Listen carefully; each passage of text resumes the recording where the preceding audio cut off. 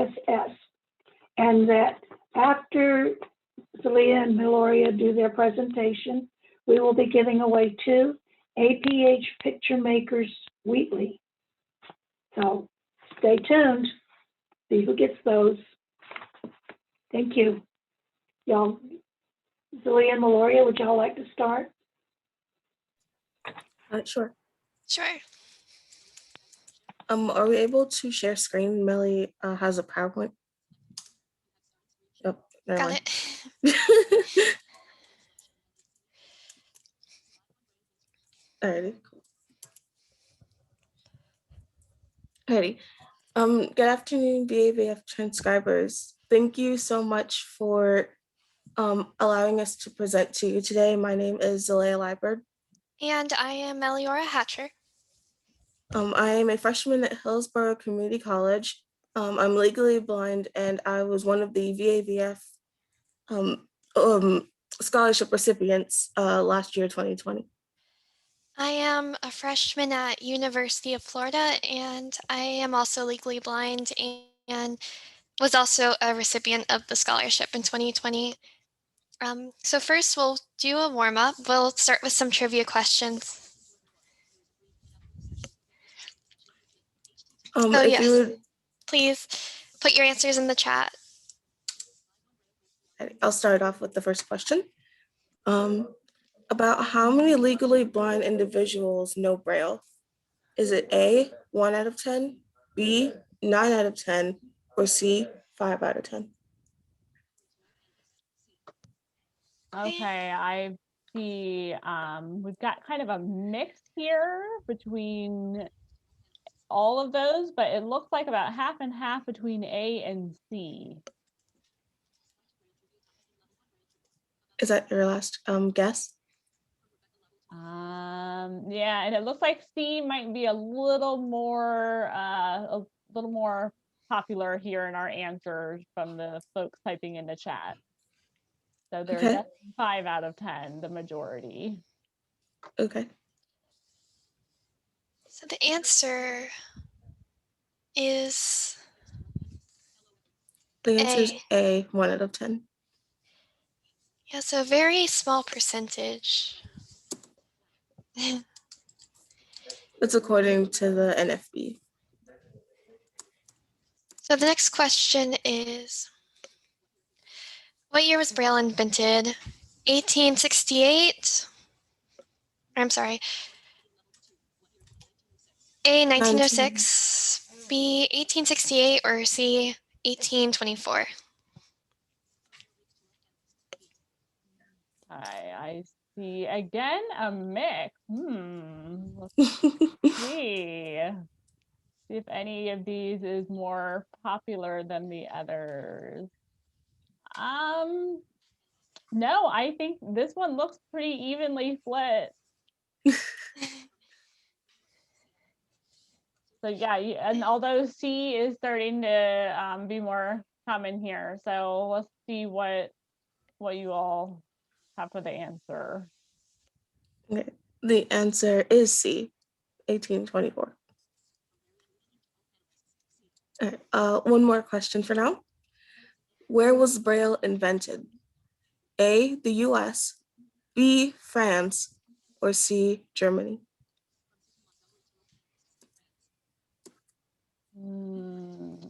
B, lots of B's, yes. Yeah, I think people are more confident with that answer. Just a couple of A's, but definitely the vast majority are B's. Okay.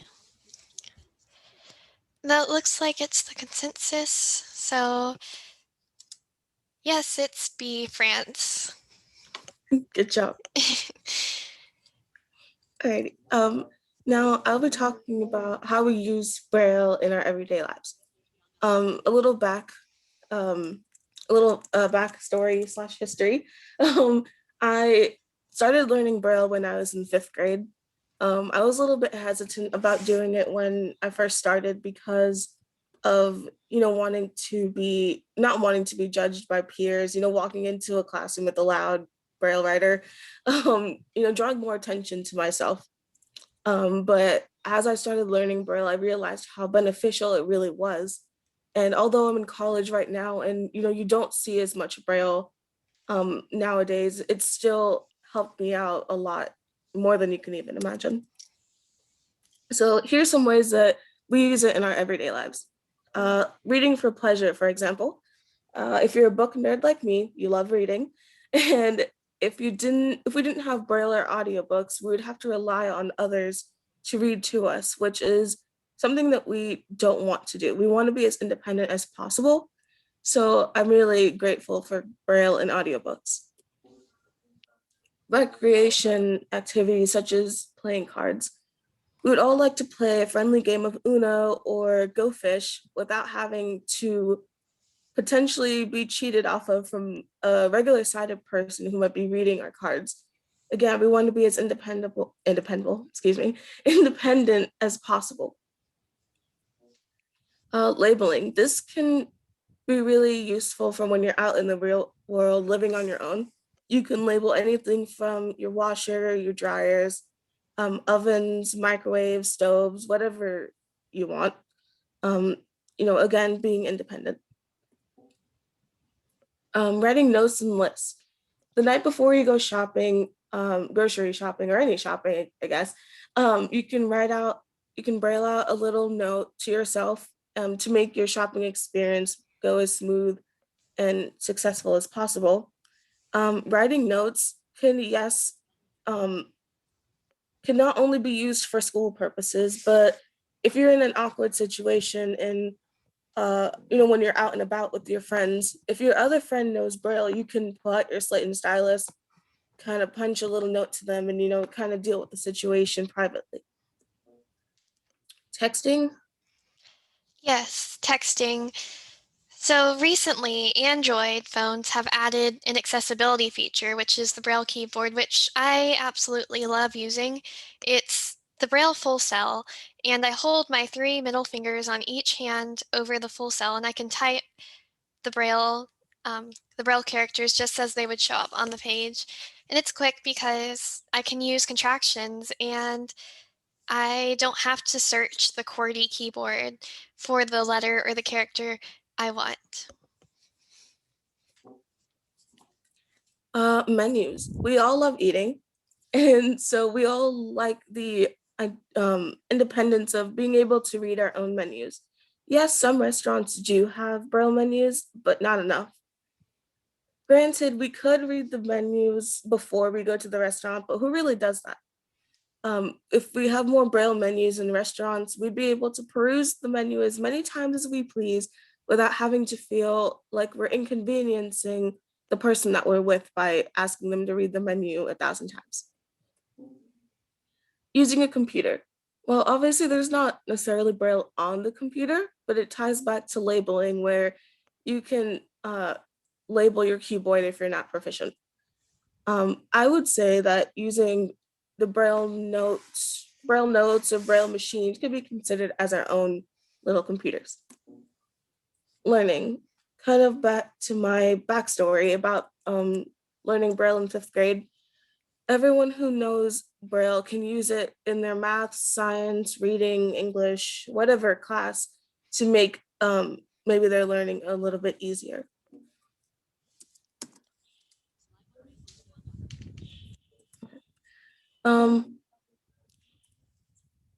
Okay, so here's some interesting facts.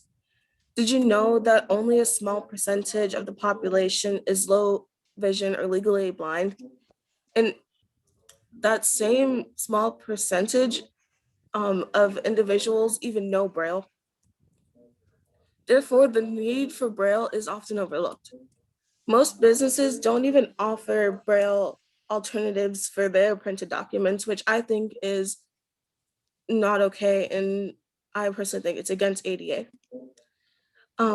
Many individuals who are low vision or legally blind learn to use audio or screen reader technologies because of the lack of Braille. Individuals who do learn Braille often forget it because, again, the lack of Braille out in the real world. Individuals who Oh, sorry, I said that twice. Okay. No worries. So if we we see here and we ask ourselves, well, if Braille isn't really prevalent in the world today, then why is it important for us to worry about and if many blind people don't know Braille, then why is it important for us to have Braille alternatives in the world? Well, we'll first start out with childhood and learning how to read. And whether you learned how to read with Braille or whether you learned how to read with print, you remember that aha moment you got when you first learned to read. And we want to be able to give our children today that same aha moment. And then we also have spelling and grammar and punctuation. A lot of those things you need to be able to tactily feel or visually see what that looks like in order to translate that into writing, which is important in adult life. You have to write emails in your job, and you have to write essays in college. So you need to be able to, you need to learn how to read before you can start learning how to write. And then for elevators and voting machines, you're not always going to have someone with you when traveling in an elevator. So you need to know what the number one looks like or the number two looks like to get to the floor you want. Or even in a voting precinct, you're definitely not going to have someone in that same booth with you. Pressing the buttons on the voting machines to vote for the person you want to vote for. And you can't always trust that they will pick the person that you choose. So you want to know how to read the letters on the buttons um, so that you can vote on your own and you can have that privacy you're entitled to. And then when technology fails, screen reader fatigue. If you use a screen reader, you know what I'm talking about. Um, a screen reader is a program on my computer that reads, it gives me auditory feedback of what's being visually presented on the screen. And so if a professor assigns a long PDF and my screen reader is reading every parentheses, every hyphen, every quotation mark, any scanning errors, it gets tiring. Um, I have difficulty focusing throughout the whole duration of the PDF. So it's good to have that hard Braille copy that I can read and I can give my ears a break if the power goes out. So if my computer goes dead or if the internet goes out and I don't have access to a Word document I can type things on, or those online digital copies of documents, I would like to be able to have the opportunity to write with a Braille light writer or slate and stylus to take notes, or to have hard copies of documents I may want to read. And then if a quicker fix is needed, for example, I can't tell you how many times I've been on the phone before and someone gives me a phone number or an address, and I have to run to my room, grab the laptop, log into the laptop, start up the screen reader, open a Word document just to type that in. And you see where this is going. That takes too long. You know, I just need to be able to um, write it there. If you have sight and if you have enough sight, you could pull out a pen and paper, but maybe someone who doesn't, I want to be able to pull out my slate and stylus and punch in that address or phone number. And then again, a confidential and safe and secure way of communication. So for examples, Braille doesn't require me having someone else to read things to me or scribe to me. So if there's something I need read, but I don't want the other person to know about, then I can keep that confidential. Or again, if I want to write a note, but I don't want another person to know about it, I can, again, keep that confidential. Um, and then with technology, it's not always safe. I remember one of the things I was taught when first using email is to not send things like social security numbers or credit card numbers through emails. You don't know who may hack into that technology or texting. So I want to be able to have that secure method of communication. So we've been talking at you for a little while, so we want to hear some from you. So we're going to take another trivia break. So I'll let Zalea read the first question. And again, put your answers in the chat. Okay, so the first question is, When is White Cane Awareness Day? Is it A, October 15th, B, October 16th, or C, October 17th? Okay, I'm seeing a whole lot of A's coming into the chat. So looks like a pretty strong agreement there. That A is the correct answer. Correct. Yes. So this is the day we celebrate all of our rights. Having tactile domes at street crossings for safety. All the stairs have to be the same width and size. We have equal rights to employment. Employers can't discriminate against us. And we have accommodations in the classroom too. So we're very thankful for all of those things that have occurred on this day. Okay, so I mentioned earlier a screen reader. And JAWS is an example of a screen reader that is commonly used. I use JAWS. I use JAWS a lot, and I know Zalea does. So JAWS is an acronym, JAWS. So what does it stand for? Is it A, job access with speech, B, job assistance with speech, or C, job accommodation with speech? So some answers are coming into the chat, and it looks like it's about 50-50 between A and B, and then a couple people have put in C. So I think you guys are gonna have to help out with what the right answer is. Someone said not sure, so they don't want to commit. So yes, many of you were correct. It is a job access with speech. We're very thankful for JAWS because, again, without assistive technology like that, we would be lost.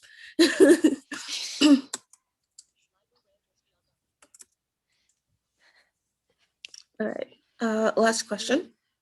When was Louis Braille born? A, May 2nd, 1801, B, January 4th, 1809, or C, December 11th, 1799? Okay, answers are rolling in. I see a whole lot of B's, some C's in here. But oh, some more answers. But it definitely looks like the majority is saying answer B. Well, you are correct. It is B, January 4th, 1809. We are super grateful to Louis Braille for inventing Braille because, again, where would we be without it?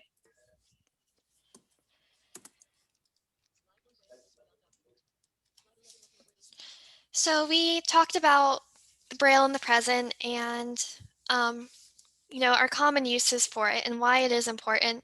Now let's look ahead to the future and see, well, what could more Braille do?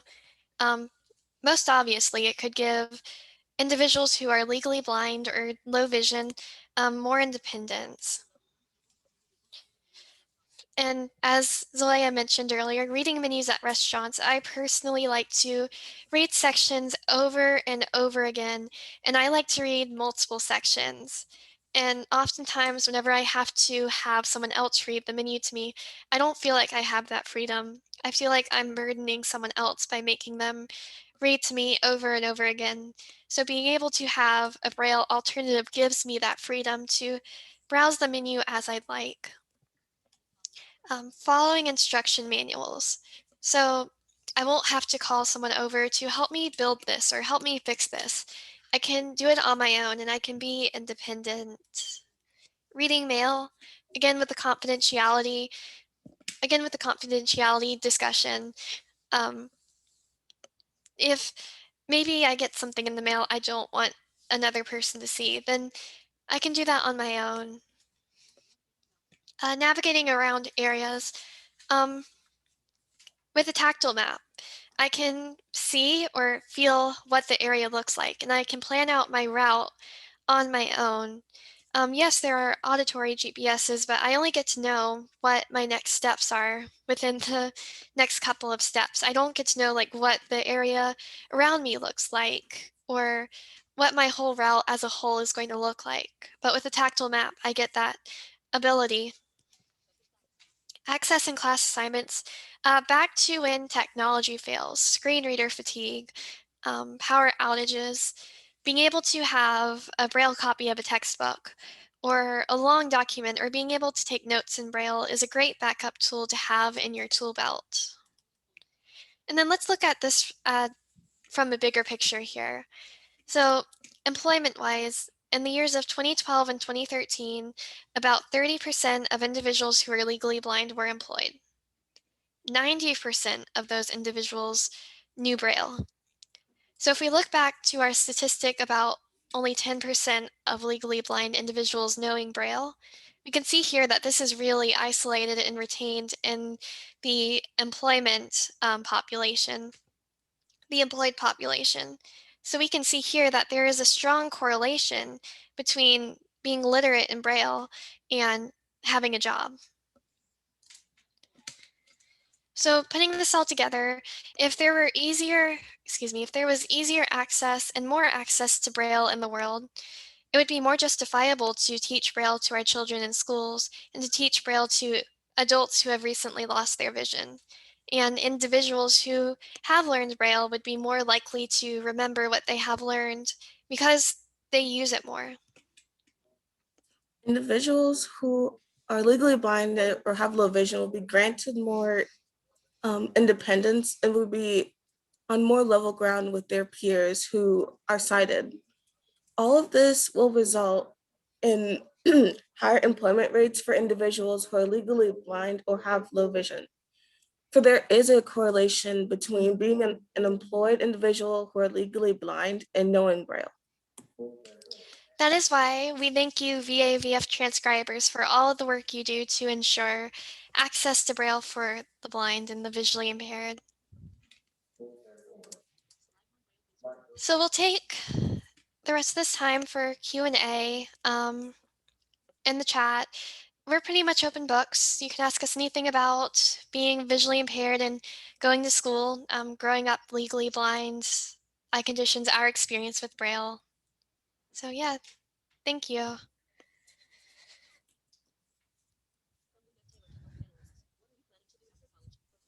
So we have a question from Lynette. So what are you both planning to do after college? I can go first. Right now, as I stated earlier, I'm at a community college. My graduation date is June of 2022. I plan to transfer to a university, get my bachelor's in social work, and then go on to graduate school and get my master's in social work, and hopefully start my own practice. But before that, I would like to work in the foster care system. Currently, I'm majoring in education, and that's where I want to work. I want to do something in the field of education. I want to help students learn and better our next generation. So I'm not quite sure what I want to do in the field of education yet, but that's what I have my sights on.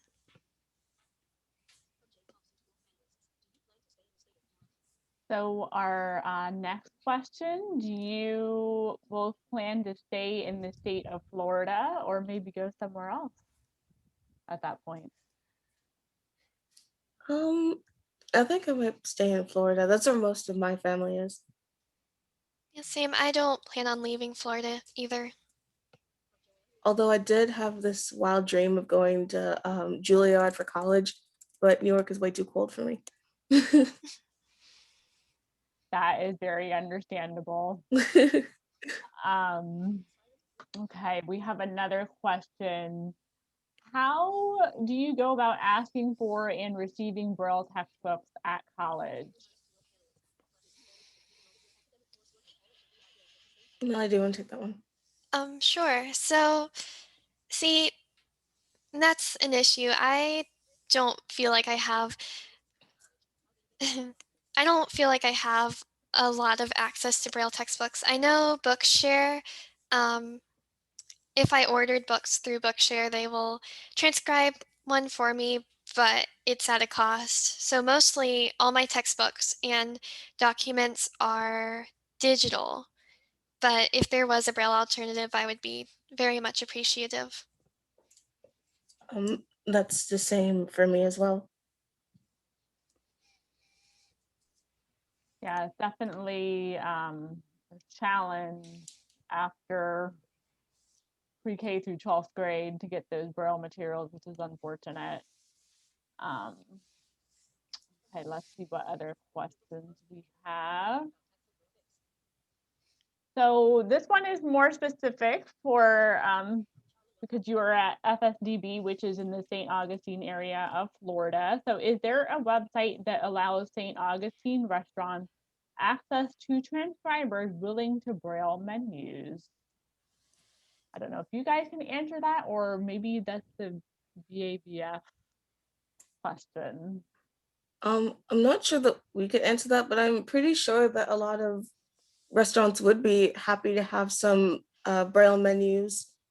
I guess you could say I graduated from the Tampa Lighthouse for the Blind and Low Vision, and the summer of 2020, we actually made Braille menus for several food trucks around Tampa. So I'm pretty sure that a lot of restaurants in St. Augustine, especially around the school, would love to have Braille menus. Yeah, so it sounds like it's really a matter of transcribers just reaching out to the restaurants and asking them Yeah. if that's a service they're interested in. I do know that BrailleWorks here in the Tampa Bay area does Braille menus for restaurants. So that is a company that provides that service. But yeah, if you're an individual transcriber and you're looking to do that sort of work, I would suggest reaching out to the restaurant directly. And we just have, I want to tell you ladies, you do have a lot of comments in here saying thank you, great presentation. And so inspiring to hear you, and hoping to get the opportunity to meet you both in the future, because of course we're all remote here, so we can't be together, but someday we will be together again. Okay, here's another question. How did you manage completing all of your academic coursework and all of the VI goals with your vision teacher at the same time in high school? So we, both of us actually graduated from FSDB together. As you know, it's a school for the blind and the deaf. So we kind of had everything at our disposal. It wasn't, I mean, me personally, it wasn't hard juggling, VI goals and schoolwork, because the teachers there are equipped to work with people who are visually impaired. So it kind of just worked hand in hand. You had your IEPs, your accommodations, the teachers followed that, and you just kind of worked together as a team to get what you needed done. There were O&M specialists and Braille specialists and technology specialists at the school too that we would have pullouts with. At some point, they made it an elective as well. I took it in high school. Very cool. Thank you for sharing that. This is a follow-up question to the Braille materials in college. So if your books are mostly digital, what do you do about tactile graphics or any graphics that are in those materials? That is a very good question. I'm right now in college algebra, and as we know, college algebra is a very visual math. Since I am doing everything remote, it's honestly difficult. It takes a lot of visualizing and using any materials that you may have with you. Like I have a geoboard, so when it comes to graphing points, I graph it out on the geoboard, and just kind of do my best. I'm doing really well in it, and it all depends on the professor, on how patient they are with you. The professor will describe the graph to you or read the points, and you guys just kind of make it work. It is difficult at times, though. I have had experiences on exams where a teacher may ask, "Well, what's in this picture?" And then I can't see it. So oftentimes the teacher will put alt text into the picture, which is they type out a description of the picture, and my screen reader will read what the description is. However, sighted people who aren't using a screen reader won't see that description. So it sounds like you guys don't really have access to any tactile graphics as far as the instructional materials that you're using in your classes then. The only tactile material, I guess, that I would have is the geoboard. Other than that, I don't have anything else. Okay. Let me look in the chat here. So one person asked, how much does it cost for a textbook? Jane said that they can range up to $1,000 depending on subject and complexity. I do know that since I'm with the Florida Instructional Materials Center for the Visually Impaired, that we have paid the average cost is about $800 for a Braille textbook, but it's higher if it's a book that's never been produced in Braille before. And we have paid up to, I believe, $18,000 for a high-level math textbook. So Braille is not cheap, unfortunately, but it is super important. So we're always trying to figure out ways to bring that down and make it more readily available. Let's see, we have a question about, so this is going back to the Braille. So what percentage would you say that you use Braille or electronic Braille compared to screen reading software? So whether you're using electronic Braille or you're using the screen reading software to listen. No, you can go ahead. Okay. So yes, I actually used to be full-time Zoom and print. I knew Braille as a backup and I was learning screen reading, but I just recently switched to full-time screen reading. So I have not had very much experience with like electronic Braille technologies such as a Braille Note or a Braille Touch yet, but that is something I would like to look into in the future. Because I do feel like that would be a good alternative to, as I mentioned earlier, like the long PDFs. Same with Melly. I used to use like Zoom text, and I still use like CCTVs for like my math courses. Like if I want to write out my own notes or something like that, or work out problems. I often use Zoom text, but not too much because my eyes do get tired. I've had some experiences with the Braille Note touches, but I'm not as proficient in them as I would like to be. So I wouldn't necessarily switch to that, but I do use JAWS most of the time. Okay. Then our next question, so when you're turning in homework in your classes, do you do that in Braille or are you doing some other method? Well, I'm all virtual right now. I'm going back in the fall. That's going to be a different situation then. But for right now, we're just submitting them electronically. Sometimes there's drop boxes that the professors want you to put your assignments in and submit, or they want you to email it to them, or there's like discussions you can post.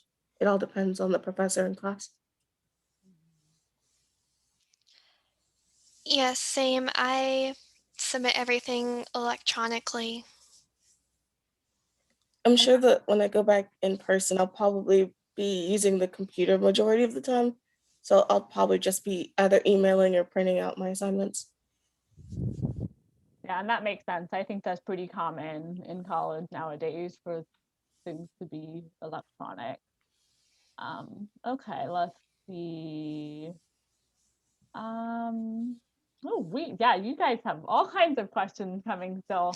So, are you able to do science related courses? So I guess like biology or physics, chemistry, things like that. We are. I'm not quite sure how that's going to work in college, to be honest. Next or this fall coming up, I'm going to be taking a anatomy course, which has labs, and when with anatomy, sometimes there's dissecting and stuff like that. So it'll be interesting. I took anatomy in high school as well, but like I said, the teachers were equipped to, dealing with visually impaired students. So I feel like they might have had a little bit more patience than a college professor will. So it'll be interesting to see how that goes. Yes, same. With my science courses in high school, it was all Zoom and print, and I still have yet to take a science course in college. Okay. So take some creative problem solving. It will. So Zalea, you had mentioned, or one of you mentioned Bookshare. So are you able to access the BRF files in Bookshare? Yes, I believe those are for electronic Braille devices such as Braille Touches and Braille Notes, which DBS does provide. Mm-hmm. Yeah, like a refreshable Braille display. Yeah. Okay. Oh, and then so then we have our follow-up question to that. Does DBS provide you with a Braille note or some device like that? Is that something that you can get through DBS? Yes, DBS provides us with anything that we would need for college. Like they provided me with a computer with JAWS installed and a printer. Oh, and Okay. a refreshable Braille display. Oh, that's awesome. And so for our people on here who are not in Florida, DBS is our Division of Blind Services. So it's our state organization that provides services to individuals of all ages who are visually impaired. Okay, here's another question. Do they have resources on campus for if you need extra assistance with a class, like those anatomy or science classes? So in the disability office or anything else that they can provide? Yes, we do have a office with office of students with disabilities. There they'll probably assign someone like a scribe or note taker or something to you. So it's not solely on the professor to help you with, maybe 100 other kids in your class working on, like dissecting something. So I'm sure they'll assign someone to me, I guess, for example, to, just help me independently, like one-on-one. At UF, I have an accommodation. So for things like science labs, I could have a lab assistant come and help me with those things like the visual measurements. And I'm able to obtain tutoring too if I feel that I need extra assistance outside of the classroom. Me as well. And it looks like we have one more question for now. Oh, but more coming. So do you think that this fall you will be going back to in-person learning, or will virtual instruction continue? That's a hard question, I think, but if you guys have any thoughts on that, or if you know anything. I know that my college is definitely doing in person. However, there'll still be the option of doing it online. I'm personally tired of being in my house, so I will be doing in person, maybe hybrid, just to get started. It Looks the same for me. My school is moving back to in person. I haven't seen any more Zoom sections being offered, but there are asynchronized courses online. Okay. And our next question is, so, and I think you touched on this a little bit, Delia, maybe. How do you handle the geometry aspect in math classes? And maybe even back in high school, if you took geometry, if you haven't taken it in college yet. Right. I haven't taken geometry in college yet, but in high school we had the Braille books, so it was all tactile. um, it was pretty, like, obviously with using the tactile books, it was easier to get understand the concepts and answer the questions, and obviously we had our teachers there to help us through it. If we weren't strong Braille readers, they would find creative ways to make sure that we understood the concept.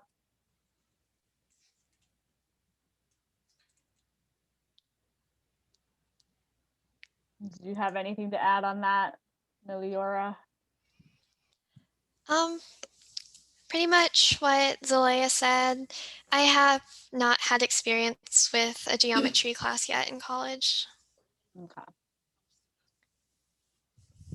Oh, we have another question. Do you get orientation and mobility services as a college student? We do. I have not received any services as of yet because online, but soon I'll be contacting my orientation mobility specialist person, and we'll start setting up some sessions. Yes, same. I receive O&M services. So where do you receive those services through? What organization does that? Sorry, Emily. go ahead. DBS assisted me with that, and the individual rehabilitation services in each county. So for example, right now I'm receiving services through Vision Education Rehab Center in Jacksonville. However, once I move down to Gainesville for UF for in-person courses, I'll be receiving services from the Florida Center for the Blind, which is Gainesville's service for blind and visually impaired rehabilitation. That's the same for me right now. I'll be receiving DBS will obviously help with that, but I'll be receiving services from Tampa Lighthouse. But if I switch to, let's say, like Tallahassee, I'd be switching to their services. I'm not sure what they're called up there. So it sounds like the key is to be a client of Division of Blind Services. So no matter where you are in the state, there's a center or an organization somewhere nearby that can help you with those things. Correct. Okay, so I believe I made it through all of the questions. If I missed a question, if anyone on here, if you want to retype it in the chat. I do actually see a hand. Oh, Lynette, you have your hand raised. I don't know if that's from earlier. I just saw. Yes, I just wanted to thank Zelia and Meloria for their time and the effort they've put into this, and for letting us ask them anything we wanted to ask. It's been extremely helpful, and I really appreciate their doing this. Thank you both. Thank you for having us. Thank you for having us.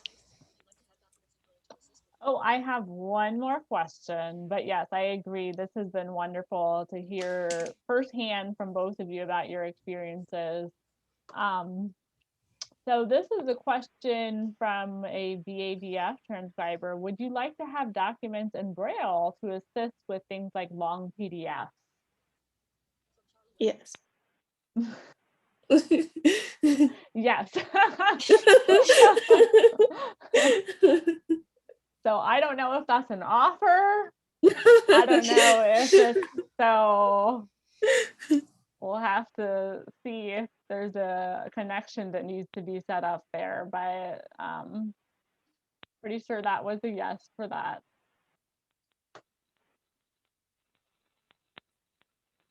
I think that we will have to get in touch with Celia and Meloria about that directly. I'm sure that my group would be willing to help out.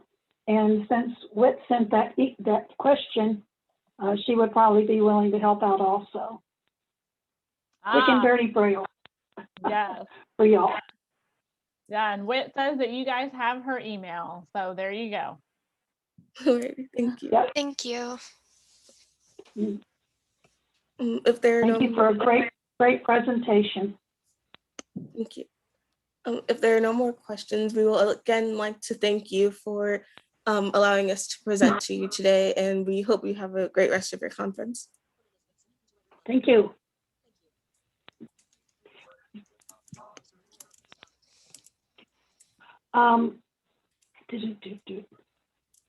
Since this presentation is over, I need to tell you the closing code, which is independence, INDEPENDENCE,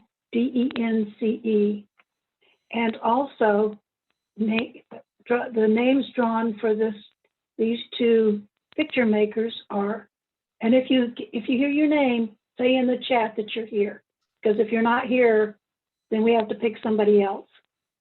Viola Tibbles.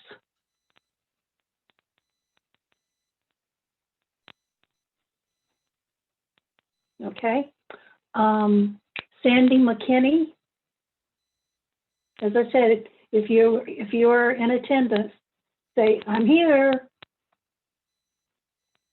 I do not see Sandy in the attendees list, so Okay. I'll try to help out there too. Blanche Waller. I think Blanche is here. Come on, Blanche, Let us say you're know in the here. chat.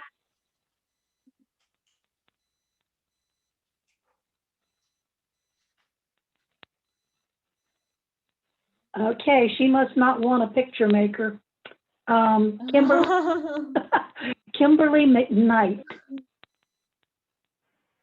Kimberly McKnight. Oh, I do not see that name in here. Okay, Victoria McKinley. It looks like Victoria is here. Let's see if she type in the chat. Yeah. Let us know if you're. Now we have. Okay. Oh, that's the wrong Kimberly. Oh, that's the wrong Kimberly. McKnight is. Yeah, that's a different. Yeah, we're looking for Kimberly McKnight. And a Victoria McGinley. Oh, there's Victoria. Oh, yay! Okay. Yay, Victoria. Jane will take care of seeing that you get that. So, and one more, Erica Sherman. Ooh. Oh, hold on. Blanche just showed up. Okay. All right, back to good. Okay, that's our two winners for this session, and there will be more at each of the sessions. Thank you all, and we see you. Let's go back to